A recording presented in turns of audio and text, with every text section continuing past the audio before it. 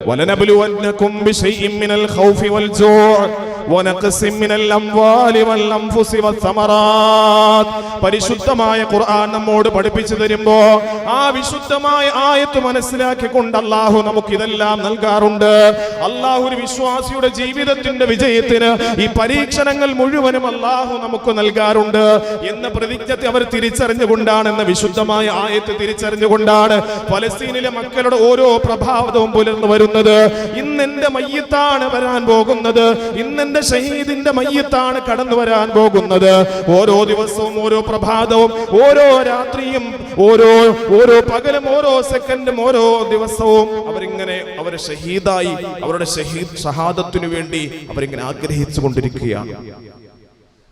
പ്രിയപ്പെട്ടവരെ, നമ്മുടെ മക്കളൊക്കെ ഇന്ന് ക്രിക്കറ്റും ഫുട്ബോളും ഒക്കെ കളിക്കുമ്പോ 2 വർഷത്തിന് യുദ്ധം തുടങ്ങിയ സമയം മുതൽ ഇന്നുവരെയും നാം പരിശോധിച്ചു നോക്കുമ്പോ ഫലസ്തീനിലെ മക്കൾക്ക് ഒരു കളിയുണ്ട്. നിങ്ങൾ കണ്ടു കാണാം പലപ്പോഴും വീഡിയോയിലൂടെ.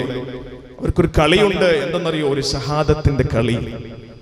ആ കളി നിങ്ങൾ ഒരു പക്ഷേ വീഡിയോയിലൂടെ നിങ്ങൾ കണ്ടു കാണും. നമ്മുടെ മക്കള് മൊബൈൽ ലോകത്താണ്, അല്ലെങ്കിൽ മൊബൈൽ അഡിക്റ്റ് കൊണ്ട് ഏതെങ്കിലും ഗെയിമിനൊക്കെ അഡിക്റ്റ് ആയിട്ട് മൊബൈലുമായി ഇങ്ങനെ ഉറങ്ങാതെ ഇങ്ങനെ സഞ്ചരിച്ചു കൊണ്ടിരിക്കുമ്പോൾ, അല്ലെങ്കിൽ ഉറങ്ങാതെ ജീവിതം നയിച്ചു കൊണ്ടിരിക്കുമ്പോ ആകാശത്തിന് മുകളിൽ അല്ലെങ്കിൽ ആകാശത്തിന് താഴെ ആകാശഭാഗത്തു നിന്നും ബോംബുകളും മിസൈലും ഒക്കെ പറന്നു വന്ന് അവരുടെ തലയ്ക്ക് മീതെ വീഴാൻ വേണ്ടി കാത്തിരിക്കുന്ന സമയത്ത് അവരെ ഭൂമിയിൽ ഒരു കളി കളിക്കാറുണ്ട്. എന്തെന്നറിയോ കളി? 4 കുട്ടികൾ 4 സൈഡിൽ, ഒരു തുണിയിൽ 4 സൈഡിൽ അവർ പിടിക്കും കുട്ടികൾ. എന്നിട്ട് അതിൽപ്പെട്ട ഒരു കുട്ടിയെ അതിൽ കിടത്തും. അതിൽപ്പെട്ട ഒരു കുട്ടിയെ, 5ാമതൊരു കുട്ടിയെ അവരുടെ തുണിയിൽ കിടത്തും. ഏതുപോലെ എന്ന് പറഞ്ഞാൽ, ഒരു മയ്യത്തിനെ നാം എടുക്കാറുണ്ടല്ലോ, ഒരു മയ്യത്തിനെ തുണി പിരിച്ചിട്ട് അതിന്റെ പുറത്തേക്ക് കിടത്തിയിട്ട് 4 ഭാഗത്തും 4 പേര് പിടിച്ചു പൊക്കുന്നത് പോലെ, അല്ലെങ്കിൽ ഒരു ഷീറ്റിൽ അവർ കിടത്തിയിട്ട് ആ കുഞ്ഞുങ്ങൾ, ആ ജീവനുള്ള പച്ചയായ കുഞ്ഞിനെ കൊണ്ടുപോയി കളിക്കുക. എന്നിട്ട് പറയാ ഷഹാദത്ത്, ഷഹാദത്ത്. ഇതാണ് ഫലസ്തീൻ മക്കളുടെ ഇപ്പോഴത്തെ കളി. എന്റെ പ്രിയപ്പെട്ടവരെ, അവർ മരിക്കാൻ വേണ്ടി വെമ്പൽ കൊണ്ടിരിക്കുന്നു, രാജ്യത്തിനു വേണ്ടി.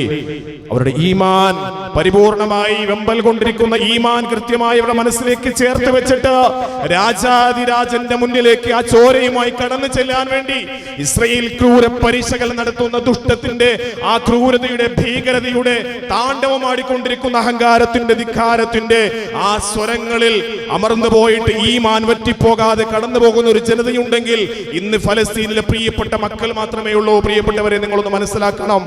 അവരുടെ കളികൾ എന്താണ്? ഷഹാദത്തിന് വേണ്ടിയുള്ള പ്രാക്ടീസ് ആണ്. നമ്മുടെ മക്കളൊക്കെ പല പ്രാക്ടീസുകളും നടത്താറുള്ളപ്പോഴും അവർ മരിക്കുന്നത് ഷഹാദത്തിന് വേണ്ടിയാണ്.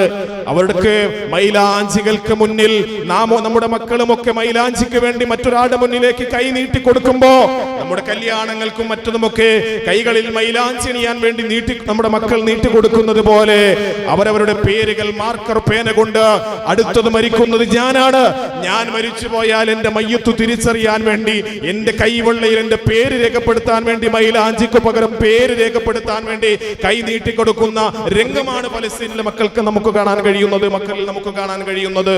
അത്രയ്ക്ക് ഈമാനിന്റെ പവറാണ് അവർക്കുള്ളത്. എങ്ങനെയാ സുഖമായി അവർക്ക്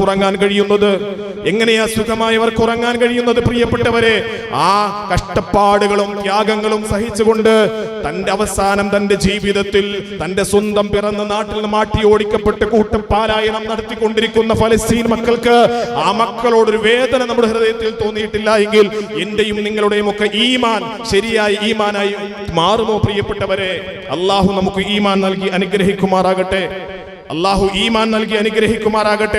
ആദരവായ നബിയുനാ മുഹമ്മദ് സല്ലല്ലാഹു അലൈഹി വസല്ലമ തങ്ങൾ പഠിപ്പിക്കുന്ന പരിശുദ്ധമായ ഹദീസിലൂടെ കാണാം, ലഅനല്ലാഹു മൻ റആ മദ്ലൂമാ ഫലം യൻസുറുഹു. ഞാനും നിങ്ങളും അറേബ്യൻ രാജ്യങ്ങൾ ഉൾപ്പെടെയുള്ള ലോകരാജ്യങ്ങൾ ഉൾപ്പെടെയുള്ളവർ ആ ഫലസ്തീൻ മക്കൾ നേരിടുന്ന ദുരനുഭവം, ആ ക്രൂരതകൾ, ഐക്യരാഷ്ട്രസഭ പോലും പറഞ്ഞു ഇത് ക്രൂരമായ വംശഹത്യയാണ് എന്ന്. വാക്കും നാക്കുമല്ലാതെ പ്രിയപ്പെട്ടവരെ ഒരു പ്രതിരോധത്തിന്റെ ഒരു മാർഗം സ്വീകരിക്കാൻ, ഒന്ന് അറേബ്യൻ രാജ്യങ്ങൾ ഒരുമിച്ചിരുന്ന് മൂത്രമൊഴിച്ചാൽ ഒലിച്ചു പോകാൻ കഴിയുന്ന തരത്തിലുള്ള ഒരു ചെറു രാജ്യമാണ് ഇസ്രായേൽ. പക്ഷേ ആ ഇസ്രായേൽ എന്ന ക്രൂരമായ രാജ്യത്തിന് മൂക്ക് കയറിടാനും നിലയ്ക്ക് നിർത്താനും ഈ ലോകരാജ്യങ്ങൾ, വിശിഷ്യ അറേബ്യൻ രാജ്യങ്ങൾക്കുൾപ്പെടെ അവർക്ക് സന്മനസ്സില്ല, അല്ലെങ്കിൽ തയ്യാറാകുന്നില്ല എന്നുള്ളതാണ് പച്ചയായ ദുഃഖസത്യം എന്ന് പറയുന്നത്. എന്തേ? അമേരിക്കയുടെ എന്തൊക്കെ ലാഭങ്ങൾ നേടാൻ നേടാൻ വേണ്ടി അവർ ആഗ്രഹിച്ചുകൊണ്ടിരിക്കുകയാണ്. അമേരിക്കയുടെ എന്തെങ്കിലുമൊക്കെ സിമ്പതികൾ അല്ലെങ്കിൽ ഞങ്ങൾ അവർക്ക് വേണ്ടി ഐക്യദാർഢ്യം പ്രഖ്യാപിച്ചാൽ, മൂക്ക് കയറിട്ട് നിലയ്ക്ക് നിർത്തിയാൽ നമ്മുടെ രാജ്യത്തിനോ നമ്മുടെ സംവിധാനങ്ങൾക്കും എന്തെങ്കിലുമൊക്കെ പോരായ്മകളോ വീഴ്ചകളോ തകരാറുകളോ അല്ലെങ്കിൽ അവരുടെ ബോംബുകളോ നമ്മുടെ രാജ്യത്തേക്ക് വന്ന് പതിക്കുമെന്ന ഒരു കൃത്യമായ ഒരു മാനസികമായ രോഗത്തിന്റെ അടിമകളായി ഇന്ന് അറേബ്യൻ സമൂഹം മാറിക്കൊണ്ടിരിക്കുന്നു. അല്ലാഹു എല്ലാവർക്കും ഒരുമയും ഐക്യവും നൽകി അനുഗ്രഹിക്കുമാറാകട്ടെ. ആദരവായ നബിയുനാ റസൂലുള്ളാഹി സ്വല്ലല്ലാഹു അലൈഹി വസല്ലം തങ്ങൾ പഠിപ്പിച്ചു, ലഅനല്ലാഹു മൻ റആ മദ്ലൂമ ഫലം യൻസുറുഹു. അല്ലാഹുവിന്റെ മാർഗത്തിൽ അല്ലാഹുവിന് വേണ്ടി പരിശുദ്ധമായ ദീനുൽ ഇസ്ലാം നമ്മോട് പഠിപ്പിക്കുന്ന ആദരവായ നബി സല്ലല്ലാഹു അലൈഹി വസല്ലം തങ്ങളുടെ പരിശുദ്ധമായ തിരുസുന്നത്ത്, മൻ റആ മദ്ലൂമ, ആക്രമിക്കപ്പെട്ട പീഡിപ്പിക്കപ്പെട്ട ഒരു മനുഷ്യൻ, അത് നമ്മുടെ നാടിലാകട്ടെ, അങ്ങകലെ ഫലസ്തീനിലാകട്ടെ, ഗസയിലാകട്ടെ, ഇന്ത്യ രാജ്യത്തിലാകട്ടെ, ഒരു മനുഷ്യനെ ക്രൂരമായി ആക്രമിക്കപ്പെടുന്നുണ്ട്. ആ മനുഷ്യൻ ആക്രമിക്കപ്പെടുമ്പോഴും അതുവഴി നടന്നു പോകുന്നു, അല്ലെങ്കിൽ ആ മനുഷ്യന്റെ അവസ്ഥ നമുക്കറിയാം. നമ്മെ കൊണ്ട് ചെയ്യാൻ കഴിയുന്ന തരത്തിലുള്ള എല്ലാ സംവിധാനങ്ങളും നമുക്ക് ചെയ്യാൻ കഴിയും. പക്ഷെ അതൊന്നും നാം കണ്ടില്ല. അതൊക്കെ അവിടെ നടക്കട്ടെ എന്ന രൂപത്തിൽ ഞാനും നിങ്ങളും നടന്നു പോയാൽ ആദരവായ നബിയുനാ റസൂലുള്ളാഹി സ്വല്ലല്ലാഹു അലൈഹി വസല്ലമ തങ്ങൾ പഠിപ്പിക്കുന്നു, മൻ റആ ലഅനല്ലാഹു മൻ റആ മദ്ലൂമാ ഫലം യൻസുറുഹു. ഒരു പീഡിപ്പിക്കപ്പെട്ട മനുഷ്യന്റെ അടുക്കലൂടെ നീ നടന്നു പോയി, അല്ലെങ്കിൽ ആ വാർത്ത നീ അറിഞ്ഞോ, ആ മനുഷ്യന് നിന്നെ കൊണ്ട് ചെയ്യാൻ കഴിയുന്ന തരത്തിലുള്ള മുഴുവൻ കാര്യങ്ങളും നീ ചെയ്തു കൊടുക്കാതെ അതങ്ങ് നടക്കട്ടെ, അമേരിക്കയിലല്ലേ അല്ലെങ്കിൽ ഫലസ്തീനിലല്ലേ ഗസയിലല്ലേ എന്ന് വിചാരിച്ച് നീ നടന്നാൽ നിന്റെ മേൽ അല്ലാഹുവിന്റെ ശാപമാണ് ഇറങ്ങുന്നത് എന്ന് മുഖ്ബിറെ സ്വാദിഖ് മുഹമ്മദ് മുസ്തഫ സല്ലല്ലാഹു അലൈഹി വസല്ലം. കരാളിമുക്കിൽ സുഭിക്ഷതയോടുകൂടി ഭക്ഷണം കഴിച്ചിരിക്കുന്നവരെ, പലസ്തീനിലെ പ്രിയപ്പെട്ട മക്കൾക്ക് വേണ്ടി ഒരിറ്റ് കണ്ണീർ വാർക്കാൻ എനിക്കും നിങ്ങൾക്കും സാധ്യമായിട്ടില്ല എങ്കിൽ ഇസ്രയേലിന്റെ ബോംബിനേക്കാൾ ഭീകരമായ അള്ളാഹുവിന്റെ ശിക്ഷകളാണ് ഈ കാരാളിമുക്കിലും അല്ലെങ്കിൽ നമ്മിലേക്കും വർഷിക്കാൻ പോകുന്നത്. അള്ളാഹു കാത്തുരക്ഷിക്കുമാറാകട്ടെ. നമ്മെ കൊണ്ട് ചെയ്യാൻ കഴിയുന്നതിന്റെ പരിധി എന്തൊക്കെയാണ് നമുക്ക് ചെയ്യാൻ കഴിയുന്നത്? 5 നേരം നമസ്കാരങ്ങൾ അവർക്ക് വേണ്ടി ദുആ ചെയ്യാം. നമ്മുടെ വ്യക്തിപരമായ പ്രാർത്ഥനകളിൽ അവരെ ഉൾപ്പെടുത്താൻ നമുക്ക് അതേ സാധ്യമാകൂ. നമുക്ക് കുറെ പരിമിതികളുണ്ട്. പക്ഷേ ആ പരിമിതികൾ ഉപയോഗിച്ചിട്ട് നമ്മെ കൊണ്ട് ചെയ്യാൻ ഈ ലോകത്തിലെ ഏറ്റവും വലിയ ആയുധം അത് അമേരിക്കയുടെ ആയുധമല്ല. ഏറ്റവും വലിയ സംഹാര ശേഷിയുള്ള അമേരിക്കയുടെ ആയുധമല്ല പ്രിയപ്പെട്ടവരെ. ആദരവായ നബി തങ്ങൾ പഠിപ്പിച്ചത് ദുആ എന്ന് പറയുന്നത്, പ്രാർത്ഥന എന്ന് പറയുന്നത്, അത് മുഅ്മിനിന്റെ ഏറ്റവും വലിയ ആയുധമായിട്ട് അല്ലാഹുവിന്റെ ഹബീബായ നബി തങ്ങൾ പഠിപ്പിച്ചു. എങ്കിൽ കാരാളിമുക്ക് വീടിന്റെ അകത്തിരുന്ന് അല്ലെങ്കിൽ എന്റെ വീടിന്റെ അകത്തിരുന്ന് നാം ചെയ്യുന്ന നിർവഹിക്കുന്ന നമ്മുടെ പ്രാർത്ഥനകളുണ്ടല്ലോ, ഫലസ്തീനിലെ പ്രിയപ്പെട്ട മക്കൾക്ക് വേണ്ടി ചെയ്യുന്ന ദുആ ഉണ്ടല്ലോ, അത് അമേരിക്കയുടെ ഏറ്റവും വലിയ ബോംബിനേക്കാൾ മാരകമായ പ്രഹരശേഷിയുള്ളതായിട്ട് ആ പ്രിയപ്പെട്ടവർക്കിലേക്ക് സമാധാനത്തിന്റെ ശാന്തിയുടെ ദൂതനായി ചെന്നെത്തുമെന്നാണ് വിശുദ്ധമായ ഹദീസ് നമ്മോട് പഠിപ്പിച്ചത്. അത്തരത്തിൽ നമുക്കൊന്ന് ദുആ ചെയ്യാൻ നമുക്ക് കഴിയണ്ടേ? ആദരവായ നബി സല്ലല്ലാഹു അലൈഹി വസല്ലം തങ്ങൾ പഠിപ്പിച്ചു, ഇന്നന്നാസ ഇദാ റഊ ളാലിമ, ഒരു അക്രമിയായ മനുഷ്യനെ കണ്ടു, ജനങ്ങൾ കണ്ടു, പക്ഷേ ഫലം യഖുദു അലാ യദൈഹി, ആക്രമിയുടെ കരത്തിലെത്തി ഒന്ന് പിടിച്ചിട്ട് മൂക്ക് കയറിട്ട് നിലക്ക് നിർത്താൻ, ഇസ്രായേൽ എന്ന ഭീകര രാഷ്ട്രത്തിനെ മൂക്ക് കയറിട്ട് നിലക്ക് നിർത്താൻ അറേബ്യൻ സമൂഹത്തിനും അറേബ്യൻ രാജാക്കന്മാർക്കും അല്ലെങ്കിൽ അറേബ്യൻ സമൂഹം ഭരിക്കുന്നവർക്കും സാധ്യമായിട്ടില്ല എങ്കിൽ ഇന്നല്ലെങ്കിൽ നാളെ പ്രിയപ്പെട്ടവരെ, ആ ഫലസ്തീനിലെ പ്രിയപ്പെട്ട മക്കൾ ഇന്ന് നിലവിളിക്കുന്നത്, നമുക്കൊന്ന് കഴിക്കാൻ നമുക്കൊന്നുമില്ല, നമുക്ക് കുടിക്കാനൊന്നുമില്ല, ഞങ്ങൾക്കൊരു സഹായം ചെയ്യുമോ, നമുക്കൊരു രക്ഷ നൽകുമോ എന്ന് പൊട്ടിക്കരഞ്ഞുകൊണ്ട് വയറിലേക്ക് തടകിക്കൊണ്ട് കല്ല് വെച്ച് കെട്ടിയിട്ട് പ്രിയപ്പെട്ടവരെ ഞങ്ങളോട് നമ്മോട് വിളിച്ചുണർത്തുമ്പോ ഇതൊന്ന് കാണാതെ പോവുക എന്നുള്ളത് അള്ളാഹുവിന്റെ ഹബീബായ നബി സല്ലല്ലാഹു അലൈഹി വസല്ലം തങ്ങൾ പഠിപ്പിച്ചത് അള്ളാഹുവിന്റെ ശിക്ഷ അവർക്ക് ഇറങ്ങുന്നതിന് കാരണമായി തീരും. അതുകൊണ്ട് നാം ഒന്ന് മനസ്സിലാക്കേണ്ടത്, ഫലസ്തീനിലെ ഈ കൃത്യമായ ഈ ക്രൂരതകൾ നടന്നുകൊണ്ടിരിക്കുമ്പോഴും നമുക്ക് അവരോടുള്ള ബാധ്യതയുണ്ട്. ആ ബാധ്യത നിർവഹിക്കാത്ത മുഅ്മിനായി മാറിയാൽ അള്ളാഹുവിന്റെ ശിക്ഷ കൃത്യമായി നമുക്കുണ്ടാകുമെന്ന തിരിച്ചറിവ് പ്രിയപ്പെട്ടവരെ നമുക്കുണ്ടാകണം. അതുകൊണ്ട് അവർക്ക് വേണ്ടി നാം ഒന്ന് പ്രാർത്ഥിക്കാനുള്ള മനസ്സെങ്കിലും നമുക്കുണ്ടാകട്ടെ. അള്ളാഹു അതിന് സൗഭാഗ്യം നൽകി അനുഗ്രഹിക്കുമാറാകട്ടെ. ആദരവായി നബി സല്ലല്ലാഹു അലൈഹി വസല്ലം തങ്ങൾ പഠിപ്പിച്ചു, മമ്മശാ മഅ ളാലിമിൻ യുഈനഹു വഹുവ യഅലമു അന്നഹു ളാലിമുൻ. ഒരു മനുഷ്യൻ അല്ലെങ്കിൽ ഒരു സമൂഹം അക്രമിയാണെന്ന് ലോക ജനത മുഴുവനും വിലയിരുത്തി. അവൻ ചെയ്യുന്നത് ക്രൂരതയാണ്, കൂട്ടക്കുരുതിയാണെന്ന് മനസ്സിലാക്കി. പക്ഷേ എന്നിട്ടും അവനെ സഹായിച്ചു കൊണ്ടിരുന്നാൽ, അക്രമിയായ മനുഷ്യനെ സഹായിച്ചു കൊണ്ടിരുന്നാൽ ഫഖദ് ഖറജ മിനൽ ഇസ്ലാം, അവൻ ഇസ്ലാമിൽ നിന്ന് പുറത്താണ്. ആദരവായി നബിയുനാ റസൂലുള്ളാഹി. ഒരു അക്രമിയായ മനുഷ്യൻ അത് ഏത് അക്രമം ചെയ്തു കൊള്ളട്ടെ, ബോംബാകട്ടെ, പട്ടിണി കിടത്ത് കൊല്ലുന്നതാകട്ടെ, മറ്റേതെങ്കിലും ഭീകരമായ പ്രവർത്തനങ്ങളാകട്ടെ, ഏതുമാകട്ടെ, പക്ഷേ ഒരു അക്രമിയായ മനുഷ്യൻ അക്രമിയാണെന്ന് തിരിച്ചറിഞ്ഞിട്ട് അവന്റെ സഹായങ്ങൾ ചെയ്യാൻ, അവന് വേണ്ടി വീണ്ടും സഹായങ്ങളും ഒത്താശകളും ചെയ്യാൻ, സപ്പോർട്ട് ചെയ്യാൻ വേണ്ടി തയ്യാറായാൽ വഹുവ ഖറജ മിനൽ ഇസ്ലാം, അവൻ ഇസ്ലാമിൽ നിന്ന് പുറത്തുപോയവനാണ് എന്ന് ആദരവായി നബിയുനാ റസൂലുള്ളാഹി സ്വല്ലല്ലാഹു അലൈഹി വസല്ലം നമുക്ക് രണ്ട് കാര്യങ്ങൾ നിർവഹിക്കാൻ സാധിക്കും. ഒന്ന് പ്രാർത്ഥനയാണ്, രണ്ട് ബഹിഷ്കരണമാണ്.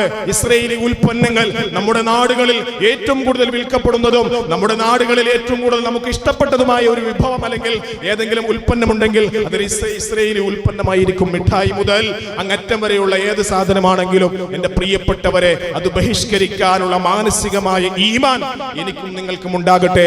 അല്ലാഹു അതിന് സൗഭാഗ്യം നൽകി അനുഗ്രഹിക്കുമാറാകട്ടെ. ഇവിടെ തിരിച്ചറിയേണ്ട ഒന്ന് രണ്ട് സംഗതികളുണ്ട്. എന്നും ചതിയന്മാരുടെയും അതുപോലെ ചതിപ്രയോഗങ്ങൾ നടത്തിയിട്ടും ചരിത്രത്തിൽ പാരമ്പര്യമുള്ള ഒരു സമുദായമാണ് ജൂതന്മാരെന്ന് തിരിച്ചറിവ് നാം മറന്നു പോകരുത്. അത് വിശുദ്ധ ഖുർആൻ നമ്മോട് പഠിപ്പിച്ചതാണ്. അത് വിശുദ്ധമായ ഖുർആൻ നമ്മോട് പഠിപ്പിച്ചതാണ്. മാത്രമല്ല വിശുദ്ധമായ ഖുർആന് കൃത്യമായ ആഹ്വാനവും നമ്മോടുണ്ട്. കാരണം ഇന്ന് ഇസ്രായേൽ ഇത്രയും വലിയ വീമ്പ് പറയാൻ കാരണം, അല്ലെങ്കിൽ വലിയ പോരാട്ടം നടത്താൻ കാരണം കൂടെ വലിയച്ഛനുണ്ട്.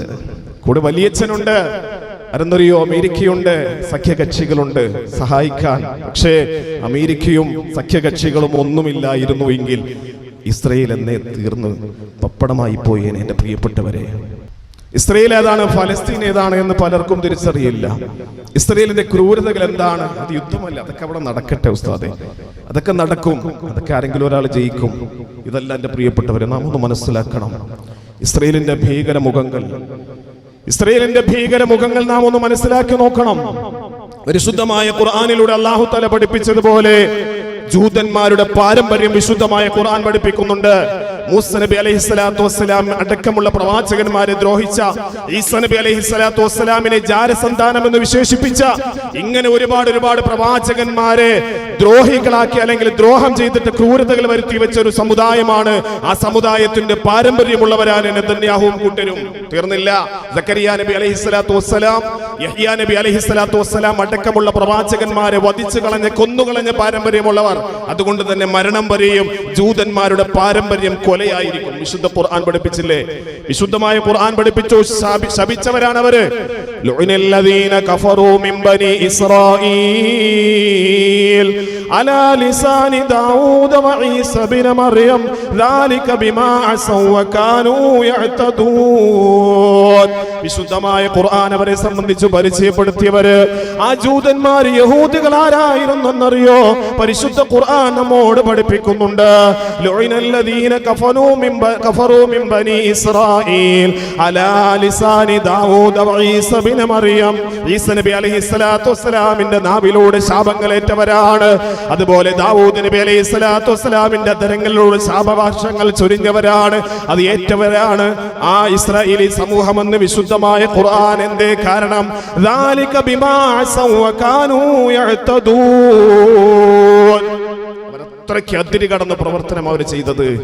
അമ്പിയാക്കളെ കൊന്ന പാരമ്പര്യം, പ്രവാചകന്മാരെ ക്രൂരമായി ദ്രോഹിച്ച പാരമ്പര്യമുള്ളവരാണവർ. അതുകൊണ്ട് തന്നെ അത് അവരുടെ പാരമ്പര്യം, ആ ചതിയുടെയും വഞ്ചനയുടെയും ഒക്കെ പാരമ്പര്യം അവരുടെ രക്തത്തിൽ അലിഞ്ഞു ചേർന്നതാണ്. അതൊരിക്കലും മാറുകയില്ല. അതല്ലേ ഹിറ്റ്ലർ പറഞ്ഞത്? ഹിറ്റ്ലർ പറഞ്ഞല്ലോ, ജൂതന്മാരെ എല്ലാം കൂട്ടമായി കൊലപ്പെടുത്തിയിട്ട് ഹിറ്റ്ലർ പറഞ്ഞു അത്രേ. എന്താ പറഞ്ഞതെന്നറിയോ? ഞാൻ ജൂതന്മാരെ മുഴുവനും കൊലപ്പെടുത്താറില്ല, ഞാൻ ജൂതന്മാരെ മുഴുവനും ഞാൻ കൊല്ലുന്നില്ല, കുറച്ചുപേരെ ഈ ഭൂമിക്ക് മുകളിൽ ഞാൻ വെച്ചേക്കിട്ടുണ്ട്. എന്തിനെന്നറിയോ? എന്തിനാണ് ഞാൻ ജൂതന്മാരെ കൊന്നത് എന്ന് ഇവരുടെ ജീവിതത്തിലൂടെ നിങ്ങൾ തിരിച്ചറിയണം. ആരാ പറഞ്ഞത്? നബി തങ്ങൾ പറഞ്ഞതല്ല, ഹിറ്റ്ലർ പറഞ്ഞതാണ്. പ്രിയപ്പെട്ടവരെ, വിശുദ്ധ ഖുർആൻ നമ്മോട് പഠിപ്പിച്ചത് ശാപത്തിന്റെ ശരവർഷങ്ങൾ ചൊരിയപ്പെട്ട ഒരു സമൂഹമാണ് ഇസ്രായേലികൾ. എന്നും അവരുടെ സ്വഭാവവും സംസ്കാരവും കൊലയും ഒക്കെ തന്നെയാണ്.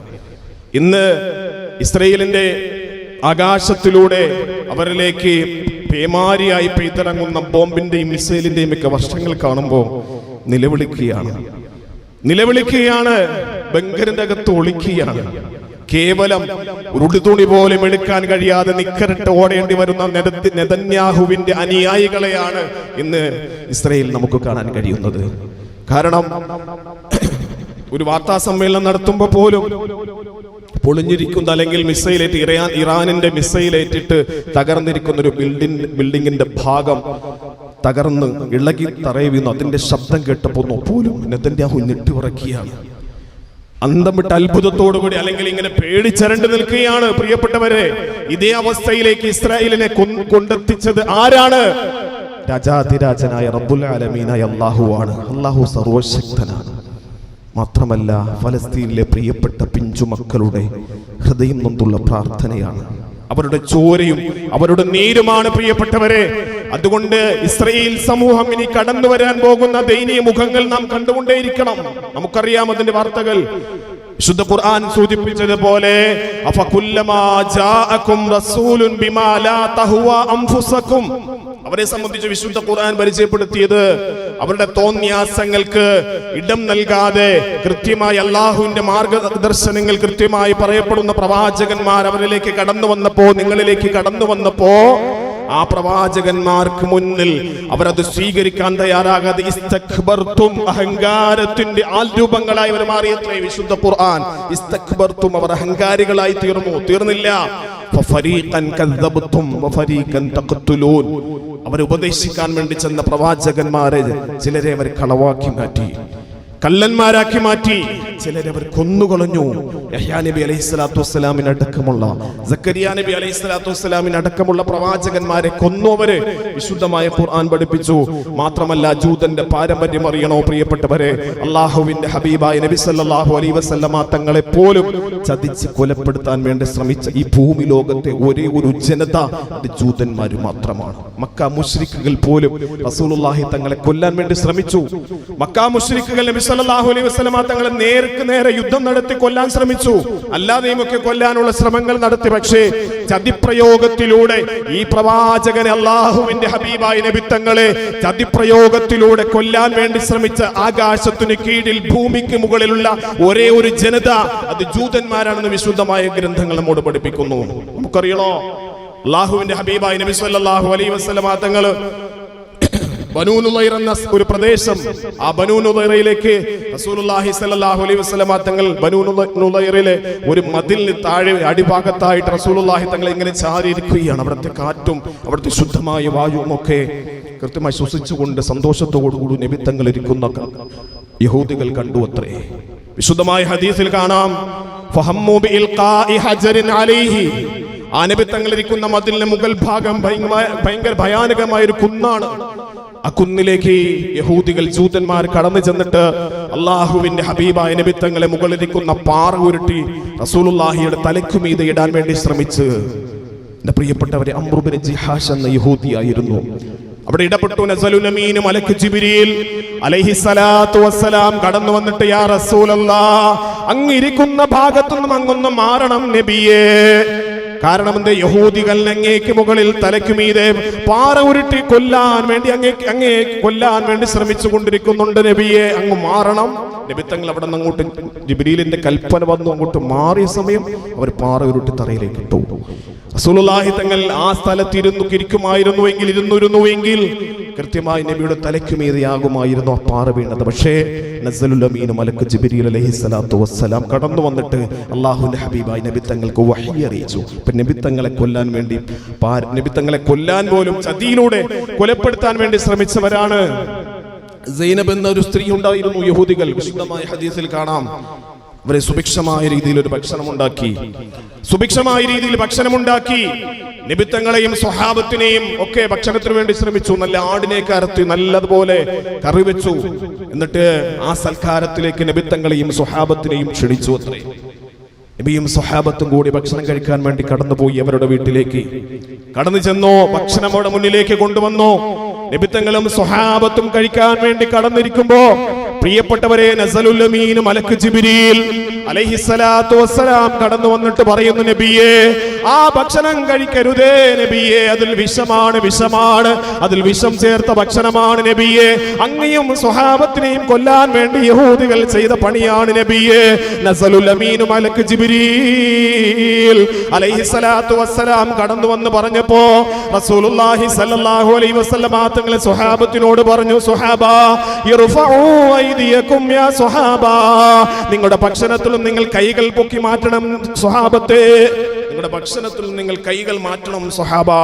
ഇർഫഉ ഐദിയകും ഫഇന്നഹാ അഖ്ബർതനി അന്നഹാ മസ്മൂമ, അത് വിഷം ചേർക്കപ്പെട്ട ഭക്ഷണമാണെന്ന് ജിബ്രീൽ എന്നോട് വന്ന് പറഞ്ഞു, സ്വഹാബത്തെ കഴിക്കരുതേ. എന്താ യഹൂദികൾ, ജൂത സ്ത്രീ ചെയ്തതാണ്. ചതിയിലൂടെ അള്ളാഹുവിന്റെ ഹബീബായ നബി തങ്ങളെ കൊല്ലാൻ വേണ്ടി ശ്രമിച്ചവരാണ് ജൂതന്മാർ. അന്നും ഇന്നും നെതന്യാഹു മാത്രമല്ല, നെതന്യാഹുവിന്റെ വലിയച്ഛന്മാരടക്കമുള്ളവർ, പൂർവ്വപിതാക്കന്മാരടക്കമുള്ളവർ, ജൂത പാരമ്പര്യമുള്ളവർ, വിശുദ്ധ ഖുർആൻ പഠിപ്പിച്ചത് അവരൊക്കെ ക്രൂരന്മാരും ഭീകരന്മാരും ലോക സമാധാനത്തിന്റെ തീരാ നഷ്ടങ്ങളും അല്ലെങ്കിൽ ലോക സമാധാനത്തിന്റെ പ്രത്യാഘാതങ്ങളുമാണ്, അല്ലെങ്കിൽ ഭീകരതയുടെ മുഖങ്ങളും കൂടിയാണ് എന്ന കാര്യം നാം മറന്നു പോകരുതേ. അതുകൊണ്ട് പ്രിയപ്പെട്ടവരെ, ഇസ്രയേൽ ഒരു ബോംബ് വർഷം വീഴുമ്പോൾ, ഒരു ബോംബിന്റെ ചീള് വീഴുമ്പോൾ നെഞ്ചുരുണ്ടി മരിക്കേണ്ടവരല്ല മുഅ്മിനീങ്ങൾ. ഇസ്രയേലിൽ ഒരു ബോംബ് വീഴുമ്പോ നെഞ്ചുരുങ്ങി നിലവിളിക്കേണ്ടവരല്ല വിശ്വാസികള്. അങ്ങനെയായിരുന്നുവെങ്കിൽ ഫലസ്തീൻ മക്കൾക്ക് വേണ്ടി നാം കരയണമായിരുന്നു, ഫലസ്തീൻ മക്കൾക്ക് വേണ്ടി കരയണമായിരുന്നു. എത്രയോ വർഷങ്ങളായി അനുഭവിക്കുന്നു, ഇന്നും അനുഭവിക്കുന്നു, ഇന്നലെയും അനുഭവിച്ചുകൊണ്ടിരിക്കുന്നു. പ്രിയപ്പെട്ടവരെ, ഭക്ഷണത്തിനു വേണ്ടി ക്യൂ നിർത്തിയിട്ട് നിങ്ങൾക്ക് ഭക്ഷണം നൽകാമെന്ന് പറഞ്ഞ് പിഞ്ചുമക്കളടക്കമുള്ളവരെ വരിക്ക് നിർത്തിയിട്ട്, ക്യൂയിൽ നിർത്തിയിട്ട് പുറകിലൂടെ വെടിവെച്ച് കൊല്ലുകയാണ്. ഇന്നലെയും 29 പേരാണ് മരിച്ചത്. ആകെ ഇന്നലെ 24 മണിക്കൂറിനകത്ത് ഇന്നലെ മരണപ്പെട്ടത് 100 പേരാണ് ഫലസ്തീനിൽ. ഒരു ഭാഗത്ത് ഫലസ്തീൻ, മറുഭാഗത്ത് ഇസ്രയേൽ അടിച്ചുകൊണ്ടിരിക്കുന്നു. ആര്? ഇസ്രയേൽ. അല്ലാഹു തആല ലോകത്തിന് പരിപൂർണമായ സമാധാനം നൽകി അനുഗ്രഹിക്കുമാറാകട്ടെ. ജൂതന്മാരുടെ പാരമ്പര്യം അറിയോ? ലോകത്ത് അങ്ങോട്ടും ഇങ്ങോട്ടും അലഞ്ഞു തിരിഞ്ഞ് നടന്നവരായിരുന്നു ജൂതന്മാർ. ഒരാളും ഒരു സ്ഥലം കൊടുത്തിട്ടില്ലായിരുന്നു, ഒരു രാജ്യവും ഒരു അഭയം കൊടുത്തിട്ടില്ലായിരുന്നു. അവസാനം 1948 ബ്രിട്ടന്റെ നേതൃത്വത്തിൽ കൃത്യമായൊരു ചതിപ്രയോഗം അവിടെ നടന്നു. ഏകപക്ഷീയമായ രീതിയിൽ ഒരിടവും ലഭിക്കാതെ വന്ന ജൂതന്മാരെ, അലഞ്ഞു തിരിഞ്ഞ രാജ്യത്തിന്റെ പല ഭാഗങ്ങളിൽ അലഞ്ഞു തിരിഞ്ഞ് നടന്നിരുന്ന ജൂതന്മാരെ 1948 ബ്രിട്ടീഷിന്റെ നേതൃത്വത്തിൽ, ബ്രിട്ടന്റെ നേതൃത്വത്തിൽ ഏകപക്ഷീയമായ രീതിയിൽ ഫലസ്തീനിൽ അവർക്ക് മണ്ണ് കൊടുത്തു. അവരെ പ്രതിഷ്ഠിച്ചു ഫലസ്തീൻ മണ്ണിൽ. എന്നിട്ടെന്തെന്നറിയോ? ആ ഫലസ്തീൻ മണ്ണിൽ അവരെ കുടിയിരുത്തിയതിനു ശേഷം അവർക്കുള്ള സൗകര്യങ്ങൾ ഇന്ന് നാം പരിശോധിച്ചു നോക്കുമ്പോൾ, അന്ന് UN അവർക്ക് അളന്നു കൊടുത്തിരുന്ന പ്രദേശത്തേക്കാൾ 3 ഇരട്ടി ഭൂമിയാണ് ഇന്ന് കൈയടക്കി വെച്ചിരിക്കുന്നത് ഇസ്രയേൽ. അന്ന് അതിന്റെ പേരിൽ 7.5 ലക്ഷം ഫലസ്തീനികൾ പുറന്തള്ളപ്പെട്ടു ആ രാജ്യത്തുനിന്ന്. ഇന്ന് ആകെ മൊത്തം പരിശോധിച്ചു നോക്കുമ്പോൾ 50 ലക്ഷം ഫലസ്തീനികളാണ് പിറന്ന മണ്ണിൽ നിന്നും പുറത്താക്കപ്പെട്ടത്. അഭയം നൽകിയവർ അഭയാർത്ഥികളായി മാറി, അഭയം നൽകിയവർ അഭയാർത്ഥികളായി മാറി. ഫലസ്തീനിൽ അതാണ് കണ്ടുകൊണ്ടിരിക്കുന്നത്. പ്രിയപ്പെട്ടവരെ, അങ്ങനെയുള്ള സമൂഹമാണ് ഇസ്രയേലി ജൂതന്മാരെന്ന് പറയുന്നത്. എന്റെ വീട്ടിലോ എന്റെ കുടുംബത്തിലോ നിങ്ങളിലോ നിങ്ങളുടെ വീട്ടിലോ ഒക്കെ നിങ്ങൾക്ക് കൃത്യമായി പ്രമാണമുള്ള ഒരു വസ്തു മറ്റൊരാൾ കൈയടക്കി വെച്ചാൽ എന്തായിരിക്കും നിങ്ങളുടെ പ്രതിരോധം? എങ്ങനെയായിരിക്കും? ഇന്ന് അഭയം നൽകിയ ഒരു സമൂഹം, അവരെ സഹായിച്ച ഒരു സമൂഹം അഭയാർത്ഥികളായി അവരുടെ മുന്നിലുള്ള ചോരയും നീരും, അല്ലെങ്കിൽ തലയില്ലാത്ത ശരീരങ്ങളും കുടലില്ലാത്ത ശരീരങ്ങളും ഒക്കെയായി മാറിക്കൊണ്ടിരിക്കുന്നു. അള്ളാഹു അവർക്ക് പരിപൂർണമായ വിജയം നൽകി അനുഗ്രഹിക്കുമാറാകട്ടെ. അതുകൊണ്ട് പ്രിയപ്പെട്ടവരെ, നാം ഒന്ന് മനസ്സിലാക്കി നോക്കണം, ലോകം തീർച്ചയായും അല്ലാഹു സുബ്ഹാനഹു വ തആലയാണ് നിയന്ത്രിക്കുന്നത്. ഈ അഹങ്കാരത്തിനും ഹുങ്കിനും ഒന്നും ഒരു പക്ഷേ തൽക്കാലം ഒരു സുഖമുണ്ടാകും. വൽ ആഖിബത്തു ലിൽ മുത്തഖീൻ. വിശുദ്ധമായ ഖുർആൻ പഠിപ്പിച്ചതുപോലെ കൃത്യമായി അക്രമികളുടെ കരങ്ങളെ പിടിക്കാൻ, അക്രമികളെ നിലയ്ക്ക് നിർത്താൻ ലോകരാജ്യങ്ങളിൽപ്പെട്ട രാജ്യങ്ങൾ കടന്നു വരും. അങ്ങനെയാണല്ലോ അള്ളാഹുവിന്റെ ഹബീബായ നബി തങ്ങൾ അങ്ങനെ തന്നെയാണ് പഠിപ്പിച്ചത്. അതുകൊണ്ട് പ്രിയപ്പെട്ടവരെ, ഫലസ്തീനിലെ പ്രിയപ്പെട്ട മക്കളുടെ കണ്ണുനീരിനും ഫലസ്തീനിലെ പ്രിയപ്പെട്ട മക്കൾ നൽകിയ ചോരയ്ക്കും അവരുടെ ജീവനും പകരമായി അല്ലാഹു സുബ്ഹാനഹു വ തആല ഇസ്രായേൽ എന്ന ഭീകര രാഷ്ട്രത്തിനെ അല്ലാഹു തആല തകർക്കുമെന്നതിൽ സംശയമില്ല. അത് നമുക്ക് കാണാം, കാത്തിരുന്ന് കാണാം.